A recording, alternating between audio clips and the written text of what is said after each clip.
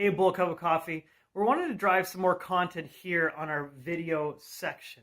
And so we're looking at bringing the Alliance podcast as well to video and also doing some things like this on top of some of the interviews that we've done in the past.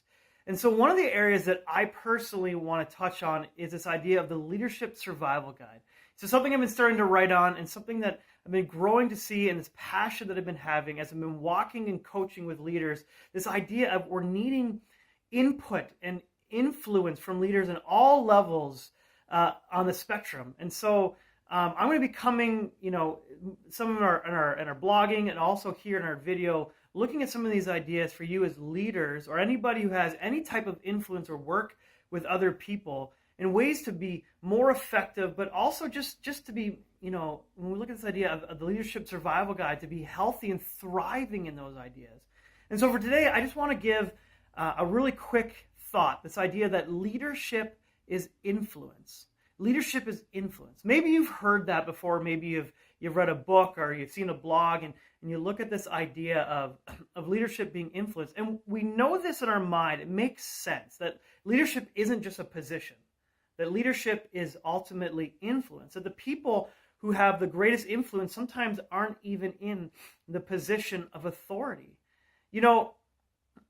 But we don't really all the time walk this out, or maybe we're struggling with how do we do that. For example, if maybe you're in a leadership position role, but you're not the person actually that people are listening to, or maybe the better way to put it is you're not the one with the most amount of influence. So when you're in a position of leadership, or you're trying to grow in leadership, or you're walking into a new position, what we need to do sometimes is find the people of influence. The other side of the coin is too, and maybe you've seen this with people, is people who crave this attention or want to be in leadership or sometimes force themselves into a position of leadership and don't have that credibility or have that relational impact or relational credibility in people's lives.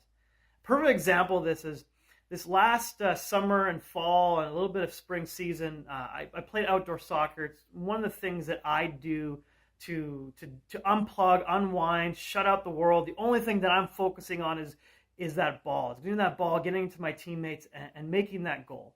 And it's one of those healthy things that as a leader that I'm able to unplug in. But we'll save that for another episode.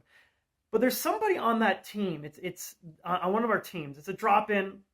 It allows for my schedule to be flexible. But one of the gentlemen that shows up, a lot of times wants to play the role of coach, captain, and referee. He has an opinion about everything. He's loud. He is proud. He's quite a large individual, and he is not shy to give his opinion when he thinks something's wrong. And on occasion that's fine, but he does this with everything. Anytime that you slip up, or he thinks you aren't doing the way you want it, or he's not running the play that you think you should play, he's constantly in your face, constantly trying to give advice, constantly nagging and being opinionated and criticizing. And even if it wasn't criticism, it's his unbiased, unwelcomed criticism, unbiased, unwelcome opinion. And here's the thing that happens. Remember, this is a drop-in, right? So people are coming, they're looking to play, and more often than not, as they're sitting on the bench and I'm listening how they're like, oh man, I can't stand that guy. Over and over. See, this gentleman thinks that he's trying to be influenced. Maybe he's got the right heart. Maybe he's even just trying to be helpful. But the problem is that he has no relational credibility. Though he is loud, and maybe even if he had a position to be able to do that, nobody actually wanted to listen to him because he actually has no relational influence. See, if you want to know if you're a leader, you have to ask yourself, are people following?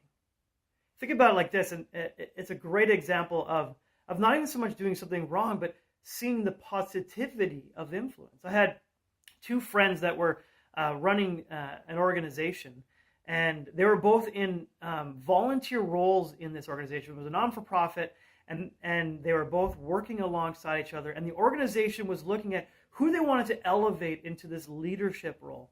And they had these two gentlemen, and they really had influence, or they really had, picked the one guy. We're going to name him Steve. And they thought, Steve, you're the person for the job. You're the guy that we want to bring into this thing.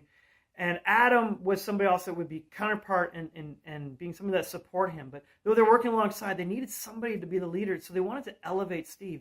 But here's a funny thing that happened. Steve now was the recognized positional leader.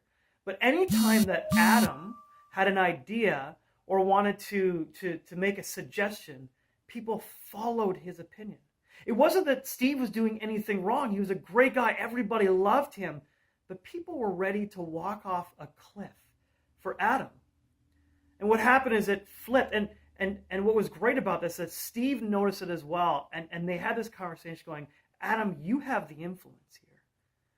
It's not just about my position or my opinion. We want to see this organization, this team, this mission that we're after flourish. So I think you need to take that position. People are ready to follow. Over and over again, when I'm looking at our organizations, at people, I'm not just looking at skill sets, but we're looking at chemistry and culture. In a lot of ways, you know, the nitty grit of that person and the influence that they have. And so if you're looking at growing in a leader, maybe you're moving into a new position. You need to start looking at who are the influencers in our group. And if you're wanting to be somebody who influences people, you need to have the character credibility and the personal credibility with people.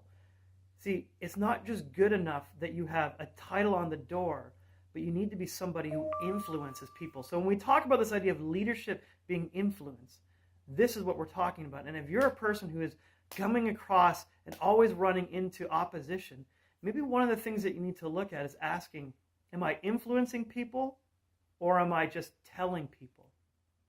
Well, I hope that this is encouraging to you and gave you something to crunch into, and hopefully we'll be able to see some more of these in this idea of the leadership survival guide. Thanks, guys. Have a great day.